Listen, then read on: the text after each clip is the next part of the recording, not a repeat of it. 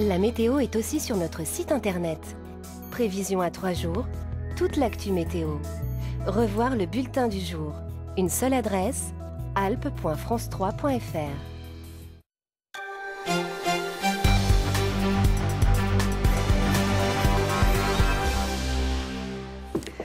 Madame, Monsieur, bonsoir. Soyez les bienvenus dans les Alpes. Nous ouvrons ensemble ce 19-20 avec les titres de votre journal régional. Le loup, les éleveurs et les troupeaux avaient rendez-vous aujourd'hui au tribunal à Grenoble. Nouvelle confrontation pour les uns, on ne tue pas assez de loups, pour les autres, on en tue trop. Nous sommes de plus en plus nombreux à être accros à nos téléphones, ordinateurs et autres tablettes. Quand cette addiction bouscule notre vie et notre travail, il est temps d'agir. Invité du journal Marina Kénard, addictologue, psychopraticienne qui intervient régulièrement en entreprise. Enfin, en Haute-Savoie, un chantier inédit à Saint-Gervais, une opération de débardage avec l'aide du tramway du Mont-Blanc. Une première pour ce train à vocation touristique. À 19h30, bien sûr, vous aurez le plaisir de retrouver Carole Gessler qui évoquera l'affaire Nadine Morano qui enflamme toute la classe politique. L'eurodéputé pourrait perdre son investiture au régional après ses propos polémiques sur la race blanche. Budget 2016, on se serre la ceinture, c'est pas nouveau. Dépenses de l'État, collectivités locales et assurance maladie, mais les impôts devraient baisser. On commence donc par un nouvel épisode de la guerre qui fait rage entre les pros du loup et les éleveurs. Les protagonistes de cette bataille se sont retrouvés aujourd'hui devant le tribunal administratif de Grenoble. En jeu, un tir de prélèvement renforcé pris cet été par le préfet de la Drôme. Reportage Florine Eba et Yves-Marie Glos. L'audience a duré près de 2 heures. Au sortir du tribunal, chacun campe sur ses positions. L'arrêté préfectoral sera-t-il remis en cause? Mystère. En juillet dernier, le préfet de la Drôme a autorisé les tirs de prélèvement renforcés sur le loup, coupable de nombreuses attaques sur le territoire du Haut-Diois. En bref, en période de chasse, des chasseurs spécialement formés ont désormais l'autorisation de tuer un seul loup sur les 6 comptabilisés s'ils venaient à le croiser dans ce secteur.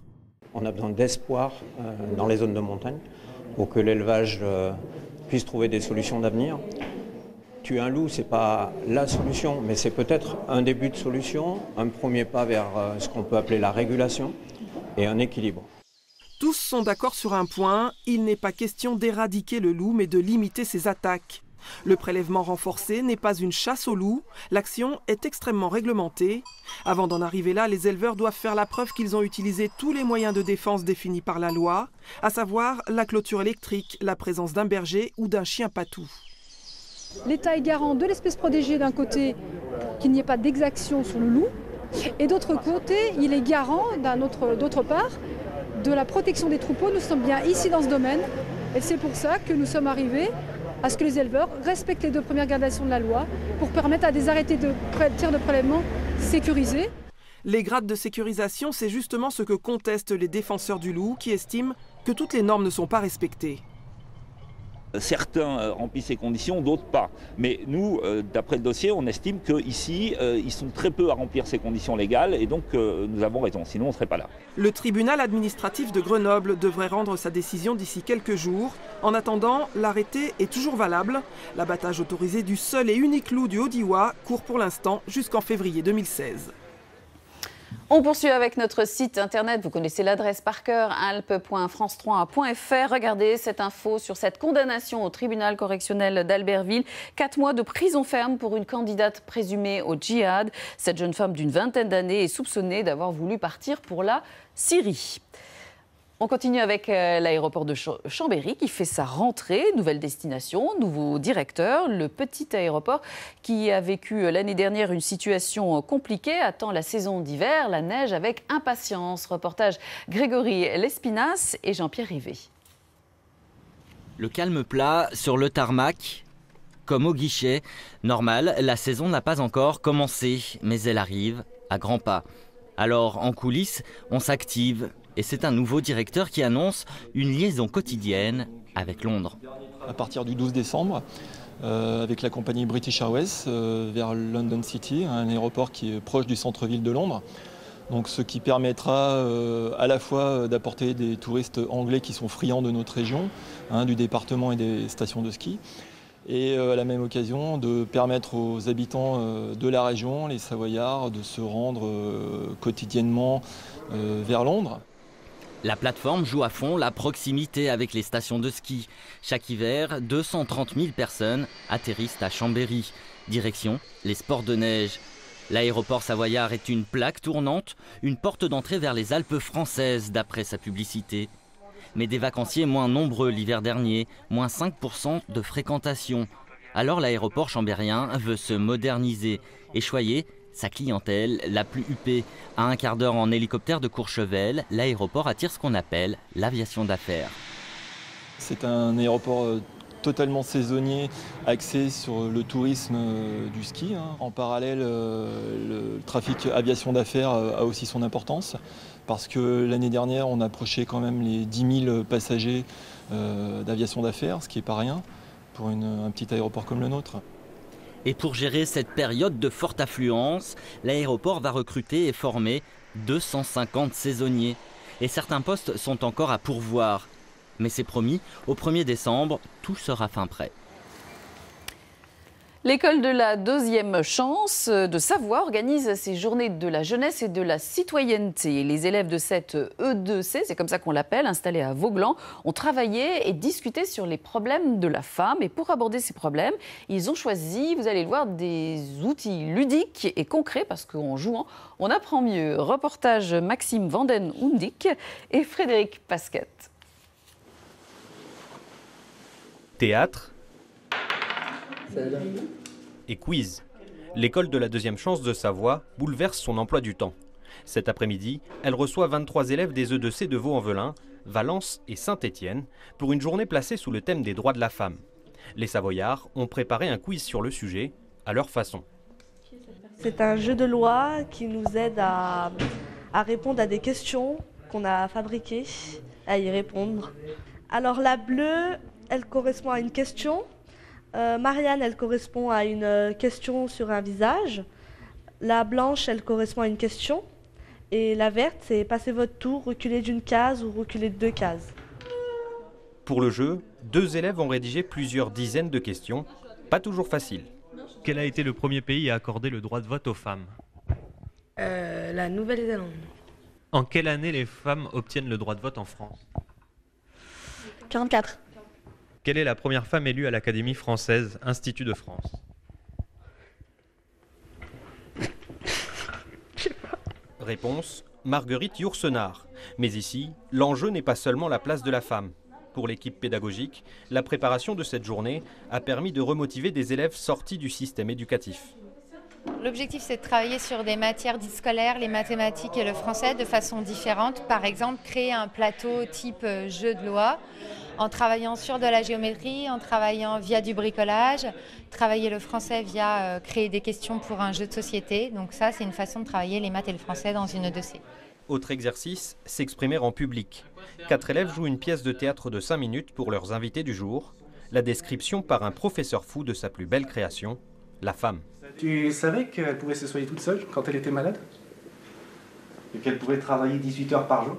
La pièce a soufflé aux élèves des écoles de la deuxième chance que la femme pouvait être aimante, forte, intelligente, presque parfaite. Il n'y a pas de doute. Dans la femme, il y a un défaut. Il y a vraiment un défaut.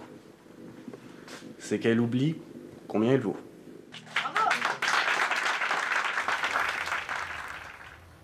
Et puis, souvenez-vous, juste avant l'été, la ville de Grenoble interpellait ses habitants. Si vous aviez 100 000 €, que feriez-vous pour votre ville?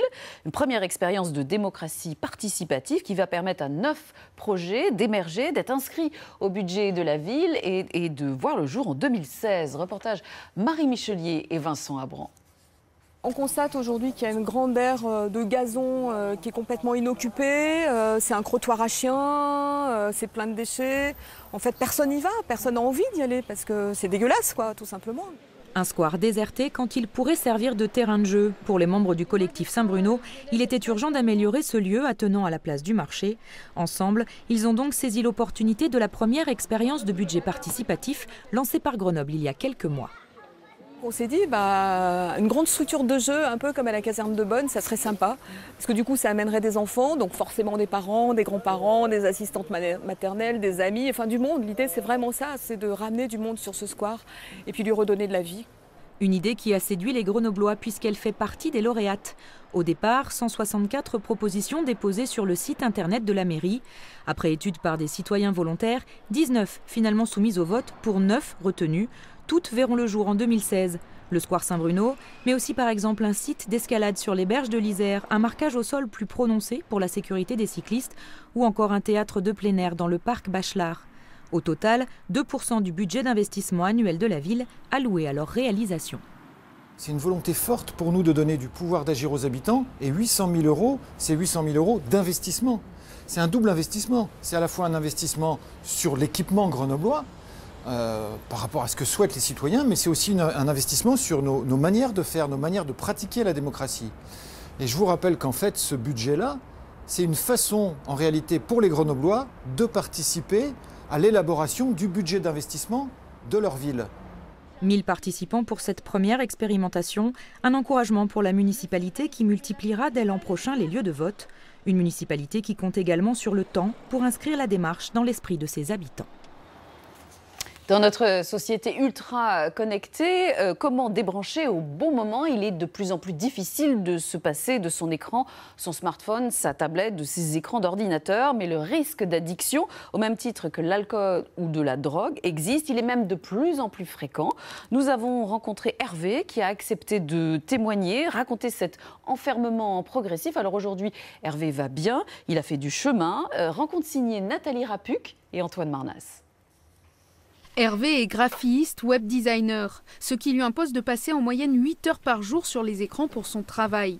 Mais il y a 5 ans, il passait 2 fois plus de temps connecté en gardant un œil sur les dernières actualités apparaissant sur le web. Si je me laisse aller, je vais arrêter mon job, dire « Ah tiens, c'est intéressant cette news, donc je vais aller sur la news ».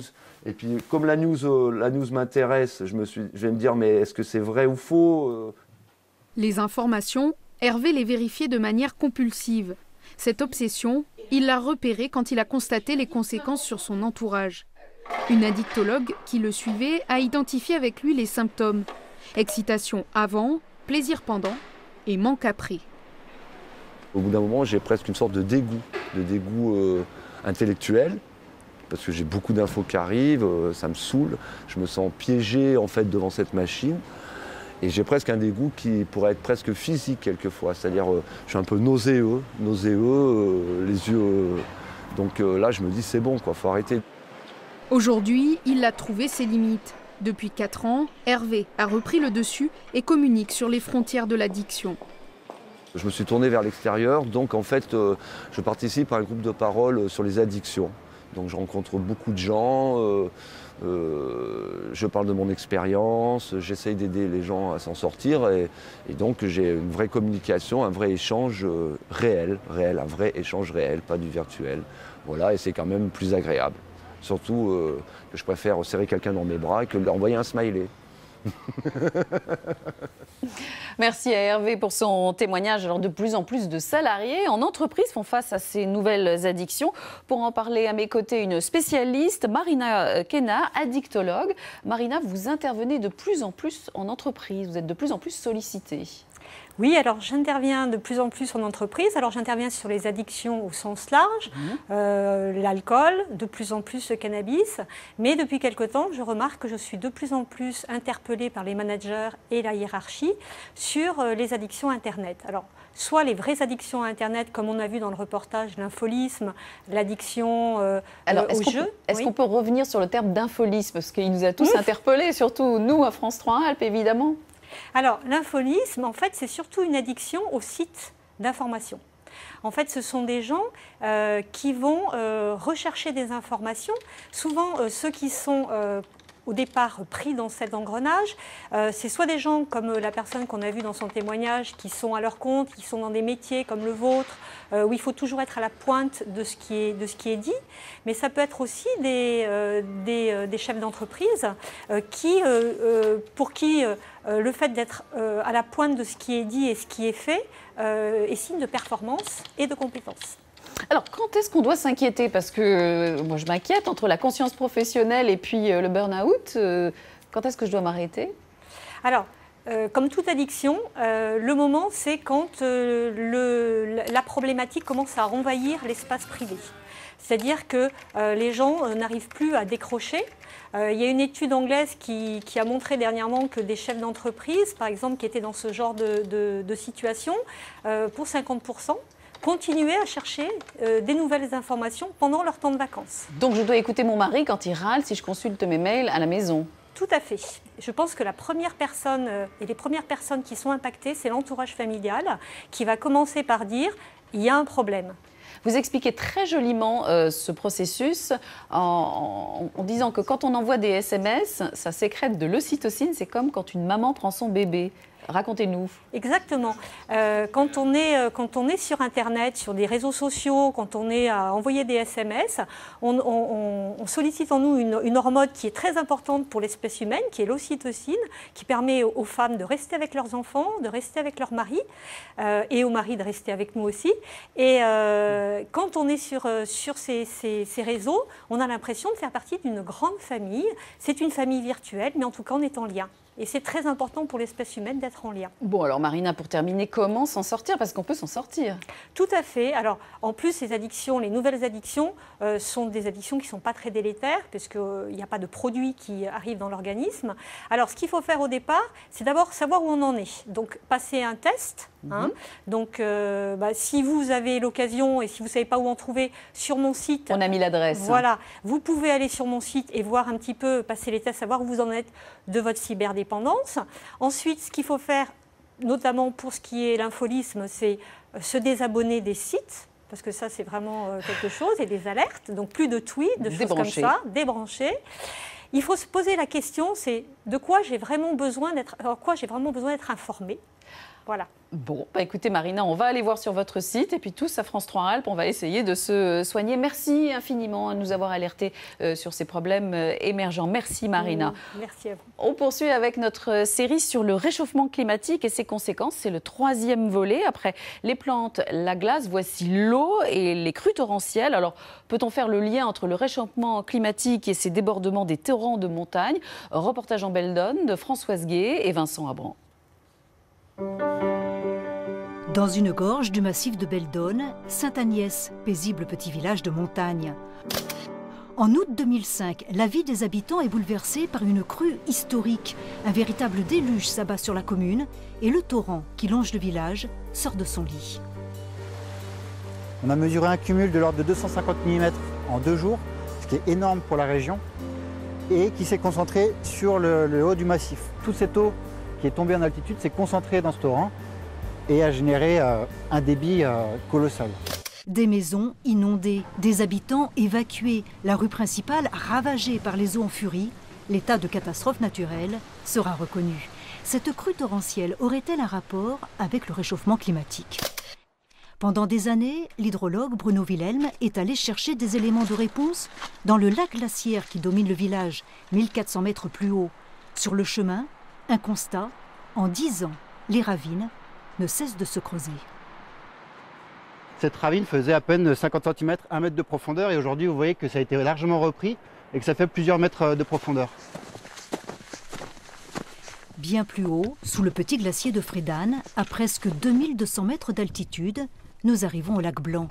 Un lac glaciaire formé par le Vors à l'occasion d'un verrou et d'un barrage naturel. Une situation de cuvette qui lui permet de recueillir tout ce qui est transporté en amont par le torrent.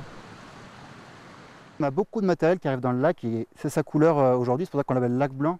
C'est ce qui le rend opaque, c'est tout ce matériel glaciaire qui est érodé par la rivière et transporté, piégé dans ce lac aujourd'hui. Tous ces matériels constituent les sédiments, véritables mémoires incrustées dans les bas-fonds du lac. En les identifiant, En les mesurant, il a été possible de reconstituer la fréquence et l'intensité des crues passées durant un millénaire et ainsi de remonter jusqu'au Moyen-Âge, autre période chaude comparable à notre époque.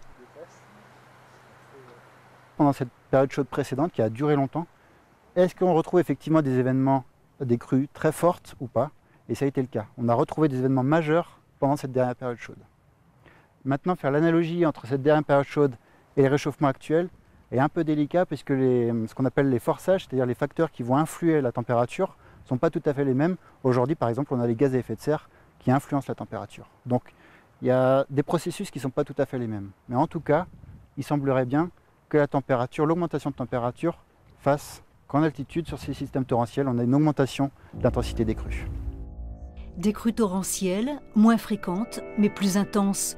Une hypothèse qui devra alimenter la réflexion sur l'organisation des territoires et sur notre comportement face au réchauffement climatique.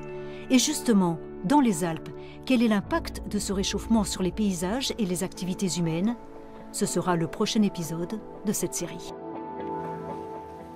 Et après le climat, on parle transition énergétique. Le parc national de la Vanoise cherche des solutions pour alimenter en électricité ses 50 refuges. Alors, les panneaux solaires ne fonctionnent pas la nuit ou quand il fait mauvais. Les éoliennes sont tributaires du vent. Le parc s'est donc tourné vers une petite société grenobloise qui a mis au point un hydrogénérateur.